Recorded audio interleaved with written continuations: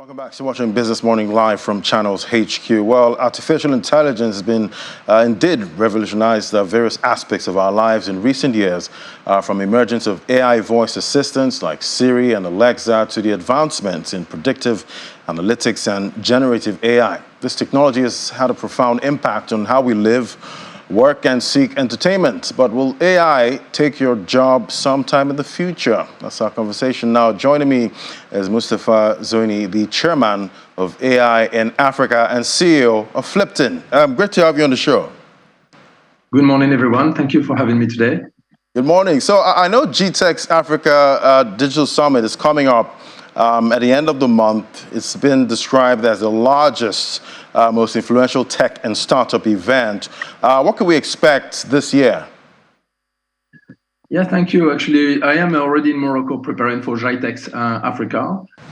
This is an immense opportunity to focus on technologies and opportunities that's ahead of us in the continent. Ourselves, we are preparing on a couple of boot camps around the future of work, digital nomads, the regulation around AI and preparation around that, and of course, how to be part of this revolution around responsible AI.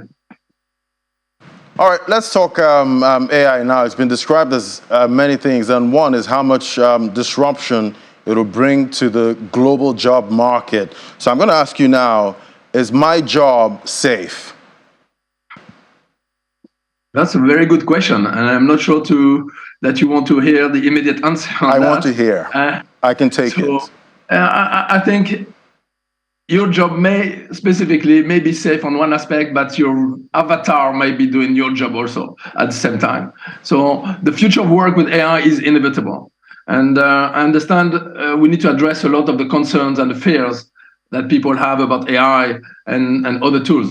And it's understandable that we are scared around AI taking over our jobs and our workplace. But we need to realize that AI is supposed to not to replace humans, but to augment and enhance our capabilities.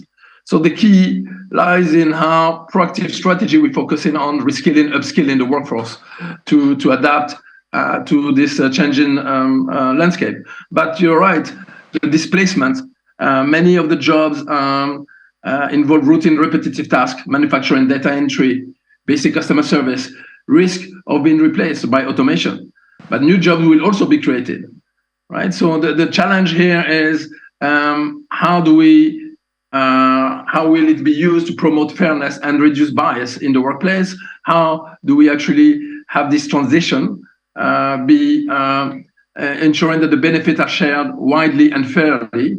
Because the opportunities are here for us in the continent to leapfrog actually and create and access new jobs. So I got that report that about 85 million jobs will be replaced globally by 2025. You did mention, jobs will also be created through AI. So I'm wondering how much of that is AI going to create if it's going to disrupt about 85 million by 2025? Look, I mean, if we compare already the jobs that we are having today with 1940, we say there's a few reports that talks about 60% of the jobs did not exist in that time. So clearly, we will be identifying new type of opportunities. And these opportunities, we need to be prepared for that. And I think this is where the challenge are today in terms of our education, our infrastructure, and how do we access to these new jobs. And some of the new jobs, and specifically the youth that are entering even primary school today, will be doing jobs that are not existing at all, and we're not able to identify. And we talked about you specifically right now. So clearly, we already have various type of avatar representation, or AI robot that will be able potentially to do the similar type of the work. Yet, empathy, trust, the human interaction, creativity will not be replaced. So I think we need to look at it on how do we participate in this revolution through these skills and not being afraid of it. So how do we upskill ourselves? And you can see today, most of the highest job demand is in data scientists, machine learning, and so on. And so how do we embrace it? How do we fast track space to be able to level the playing field with some of the US or Asia markets. All right, tell me what jobs exactly and what industries will be disrupted majorly by artificial intelligence? As I mentioned, let's look at it from a healthcare or education agriculture perspective, right?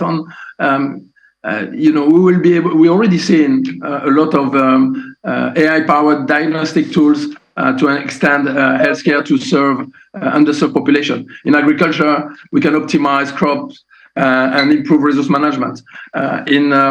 In fact, even in employment, right? We'll be able to use actually AI to minimize some bias around that. Yet, as I mentioned earlier, some of the jobs are repetitive and so on will be actually disrupted. So I will say today, if you are in a space where you're not using AI as a graphic designer, for example, then or if you're a developer even today, then you can enhance your development skill by 10x by using different type of tools available to code generation and validation, similar to graphic designers. Yet, if you are in the jobs around personalization, localization, and I think the jobs of project management and the whole component of the human aspect of this change management, there are a lot of opportunities available now, and they will be still available because we do need this human-to-human interaction, and I think we need to look at these AI tools as a tool that's actually to enhance us and not to replace specifically this work. But there's opportunities for us in this market to actually address directly work in the Western markets. I heard earlier around your colleague talking about the expat communities and so on. But actually, we can be an expat right now today without moving from our homes and access these jobs and potentially also bring currencies to our own markets. And that AI will enable us to do that very quickly. So how can businesses identify, which tasks can be automated and which that cannot be, automated? So, look, it is similar to any kind of other technologies in a way, right? So we do need to, and this is where we should not be making some mistakes of not putting the human in the middle of that interaction. So automate, if it is, we don't want to use, we don't want to see AI used as a pretext to actually remove and displace some jobs because of an automation or supposed automation that will help actually the overall value of the organization.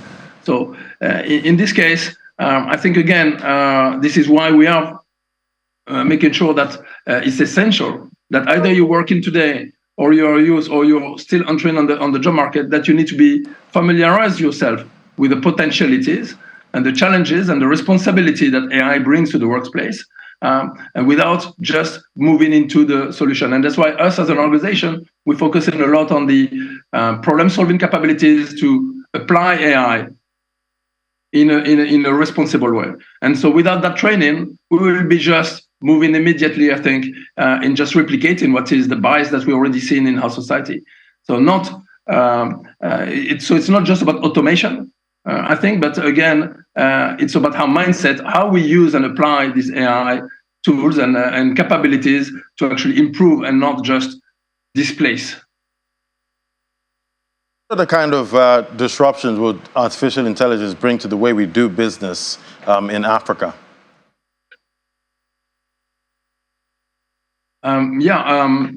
So as I mentioned, how we do in business in Africa will change. How business model will be, how traditional business model in Africa will be disrupted. But they also prevent, and we need to look at these significant opportunities that can bring. By leveraging AI, we can enhance operational efficiencies, optimize decision-making processes, and gain a competitive edge that we did not necessarily have yesterday. In respect to some other developed countries or some developed countries or different markets.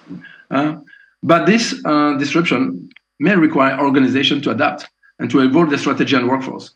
And therefore, we need to improve on, for sure, AI will help us on improve on customer experience, on increased productivity, and probably we need to leverage how to access and scale our operation more efficiently. And so we talked earlier, how we saving and so on. So AI will enable us maybe to look at the data and enable us actually to have a better type of credit score and better access to formal financial services that were previously not available to a lot of micro entrepreneurs, for example. All right, let's talk about some of the risks here with artificial intelligence. I do remember watching some movies, some sci-fi movies where artificial intelligence gets self-aware and starts to do negative things to humans. Is there any risk of that? Well, clearly there will be some risk associated with that because the people who are designing AI are humans, and so as humans, right, we're already carrying some bias, and therefore, and I think there's a lot of concern around the transparency of this algorithm. And as long as these boxes are black boxes that we're not able to see what's happening inside, and we're not transparent, then clearly there are some risks that they can be misused, and we'll see a lot of different models, some of them good and some of them not so good.